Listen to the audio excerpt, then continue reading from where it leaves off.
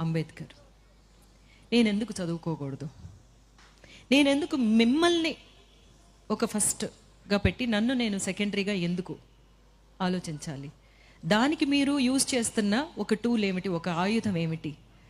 ఆ ఆయుధం మీకు దేవుడి నమ్మకం ఉన్నది అందరికీ వాళ్ళ చాలా చాలా ప్రైవేట్ విషయం అన్నమాట. ఒక ప్రేమలాగా దేవుడి భక్తి ఉన్నవాళ్ళు, వాళ్ళకి అది కావాలి అనుకుంటే ఆ నమ్మకం వాళ్ళు ఉండొచ్చు. కానీ అది మిగతా వాళ్ళ మీద రుద్దడం కానీ, అందులో ఇలా చెప్పారు, ఇందులో నువ్వు ఇలా ఉంటేనే నువ్వు చాలా పెద్ద పత్ని వ్రతవి అనే విషయాలన్నీ చెప్పేసి మనల్ని అట్లాగా. కానీ మీరు ఇవన్నీ అర్థం చేసుకోండి. ఈ విషయాలన్నీ ఎందుకు పెట్టారు?